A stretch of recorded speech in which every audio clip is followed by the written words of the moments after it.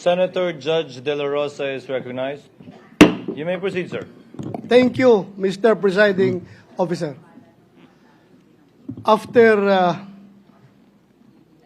ng aming pagngilay-ngilay, Mr. President,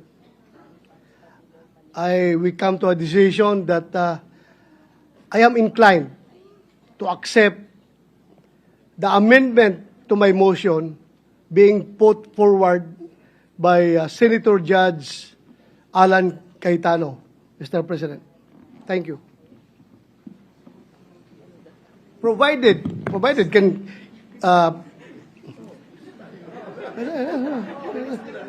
Before Senator Judge Pimentel stands up, let's allow Senator Judge De La Rosa to finish. provided that Senator Judge Cayetano can elucidate this body once again, Mr. President, about his proposed amendment. Thank you, Mr. President. Parliament, the status of the hearing is that the movant has expressed his intention to possibly amend his original motion that we are acting on at the moment via a debate. So may the Honorable restate, Senator Mr. Judge Cayetano state the amendment to the motion and what the motion will now be. Thank may you, proceed, Senate sir. President, Mr. Presiding Officer. Siguro, Mr. President, bago ko i-restate, kasi yung confusion whether remanding is dismissing. Kasi ang sinabi ko po kanina, 3 ang action na pwede natin gawin. Ituloy as is, i-remand o kaya i-dismiss.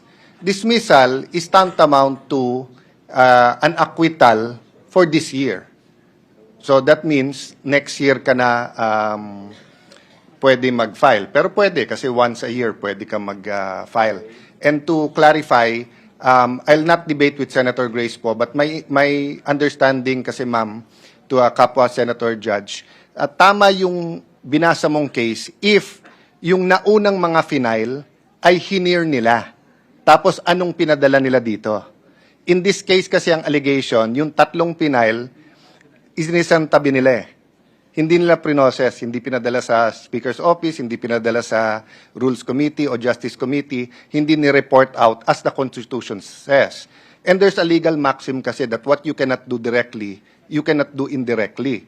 So kung magiging ganyan ang sistema ng House of Representatives, all you have to do is keep accepting impeachment throughout the year, kahit 1,000, and then pick one that you like and then i-forward sa atin. That will violate the Constitution na dapat isang complaint lang. So ang allegation kasi dito is that they did not follow their own rules. But sang-ayon ako sa iyo at kay Senator Win Gatchalian na are we all ready to look into that tonight and debate? Even tomorrow. Even tomorrow. This isn't a 15-minute discussion in accordance with the rules per senator. Malalim na diskusyon to kasi kung Supreme Court man is taking time to decide this. This will be precedent setting eh, 'di ba? So, let me clarify in Tagalog. Dalawa ang pwede nating gawin, ituloy o ibasura. Ang dismissal, ibasura. I am not proposing na ibasura. Yun nga ang pakiusap ko kay Senator Bato, and I will restate it. Yung ituloy, 2 klaseng ituloy. Bukas, babasahin, and then i-issue yung summons. But that will not stop Senator Bato or any one of us from questioning pag binasa ng prosecutors tomorrow, yan ba ay 4th impeachment complaint? Balik na naman tayo sa step 1 ngayon. Yung remand ay ibalik. Ibalik sa House at and maybe I can state it, Mr. President, no? So ang aking pong amendment ay ibalik sa House at ipa-certify sa House na number 1, including the circumstances, na hindi nila violate yung Constitution in entertaining more than 1 impeachment complaint in 1 year. Number 2, na interesado silang ituloy ang impeachment complaint. At pangatlo,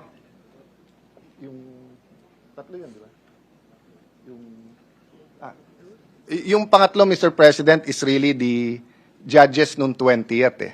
Kung anong gusto nilang gawin. So nasa atin yon, hindi sa House, no? Ang problema, Mr. President, hindi ang 19th Congress ang sasagot nito, yung 20th Congress. Kasi kahit sumagot bukas na gusto nilang tumuloy at i-certify nila, paano kung yung 20th Congress ibalik naman?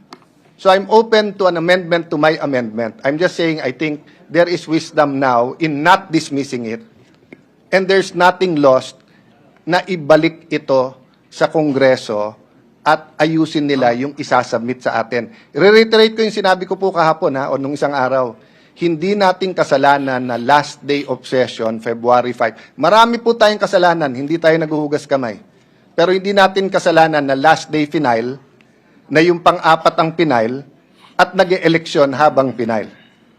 So, that is why there is wisdom in remanding it rather than dismissing it or rather than ituloy natin bukas as if walang nangyari. Just a last point.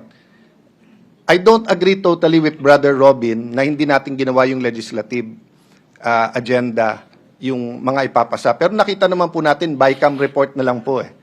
The reality is, kung tutuloy natin yung debate until 10, 11 tonight, pagdating natin bukas mag-impeachment court, lahat ng mga BICAM na yon balik to square one at marami doon ay sayang. Pwede na talagang i-take up kaagad-agad, Mr. President.